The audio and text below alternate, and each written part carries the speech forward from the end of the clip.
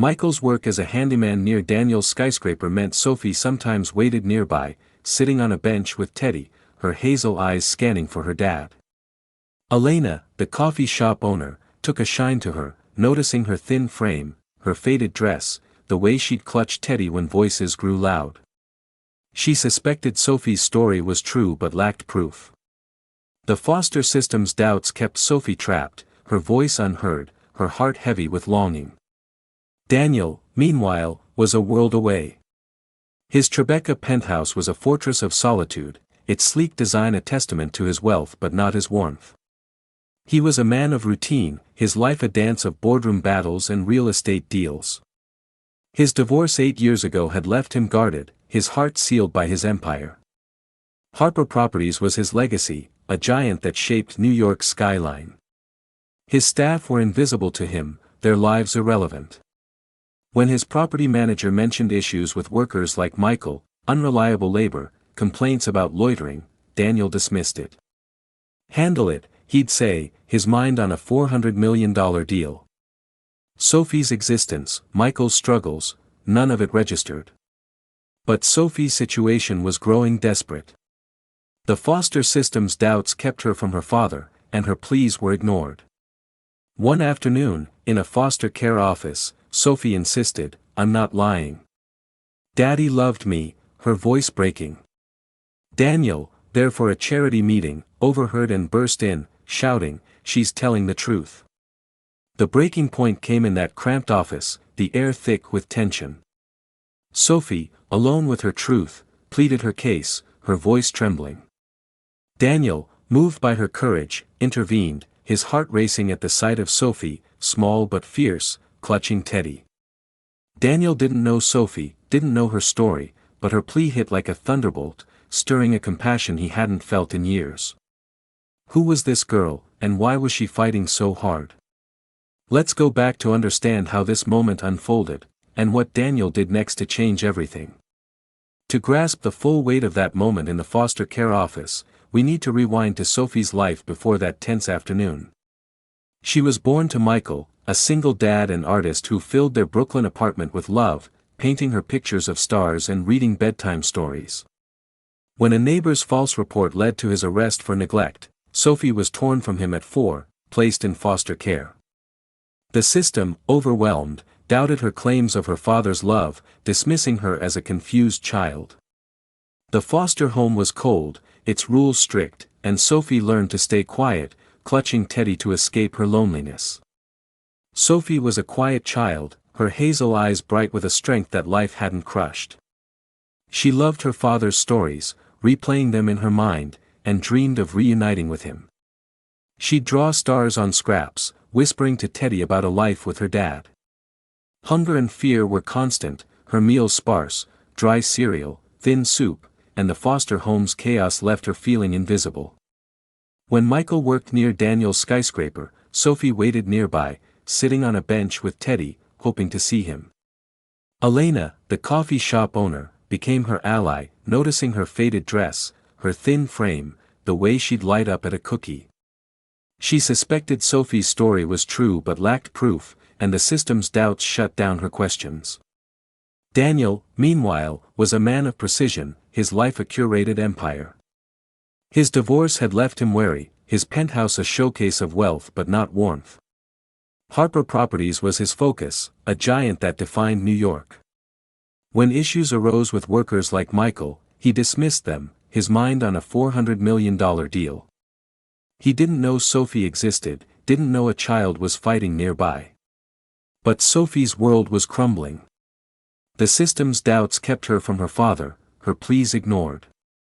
That afternoon, Daniel overheard her in the foster care office, bursting in to defend her truth, ensuring her safety and Michael's release. That moment in the foster care office was a turning point. Sophie's plea, "I'm not lying.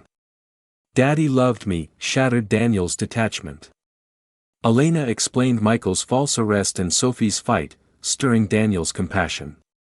He called a lawyer to investigate Michael's case, ensuring Sophie's safety in a new foster home that day. He funded Michael's legal defense, proving his innocence. Daniel didn't stop there. He visited Sophie, bringing books and toys, promising, "You'll see your dad soon." Sophie, hesitant but hopeful, began to trust him. He ensured Michael's release, reuniting them, and offered support to stabilize their lives, welcoming Sophie into a new chapter with her father. Sophie's story is about more than a millionaire's intervention, it's about the power of truth and compassion. Daniel found purpose in Sophie's courage, helping reunite her with Michael, turning their lives around. Michael, now free, rebuilds his life with Sophie, their apartment filled with love. Daniel, once solitary, cherishes their bond, staying in touch. Today, Sophie is a thriving 7-year-old, her laughter echoing with her father. Daniel funds a foundation for foster children, inspired by her strength. This story shows that compassion can rewrite futures, that one act can restore a child's family. If Sophie's story moved you, hit that like button and share it with someone who needs hope. Subscribe and ring the bell for more inspiring stories. Drop a comment. Have you ever witnessed an act of kindness that changed a life? We'd love to hear your story. Let's spread compassion together. See you in the next video. Picture a dimly lit foster care office in New York City, where a little girl's trembling voice insists, "I'm not lying. Daddy loved me," her teary eyes pleading with a skeptical social worker. Her small hands clutch a worn teddy bear, her only comfort in a world of doubt. Suddenly, the door bursts open, and a millionaire storms in, his voice booming, "She's telling the truth." The room freezes, all eyes on him. What could drive a child to defend her father's love so fiercely? Why would a wealthy stranger, known for his cold precision, intervene with such passion? This is a story of heartbreak, truth, and a moment that changes lives forever. You're about to hear a tale so gripping, so emotional, it'll leave you breathless. Stick around for the incredible journey of Sophie, Daniel Harper, and a single act that defies all odds. Hit play, and let's dive into a story that'll tug at your heartstrings and ignite your soul. Hey, everyone. Welcome back to the channel, where we share stories that hit you right in the heart, spark hope, and remind you of the power of human kindness. If you're new here, smash that subscribe button and join our vibrant community of story lovers. We're thrilled to have you. Today, we're diving into a tale that feels like it's straight out of a Hollywood drama, but it's real, raw, and profoundly moving. It's about Sophie, a 6-year-old girl whose unwavering belief in her father's love puts her at odds with a system that doubts her, Daniel Harper, a millionaire with a guarded heart, and a moment that turned their lives upside down. This isn't just about wealth or hardship, it's about truth, compassion, and the courage to stand up for what's right in an instant. Let's meet Daniel Harper. At 50, he's a real estate tycoon in New York City, a man whose name is synonymous with power and ambition.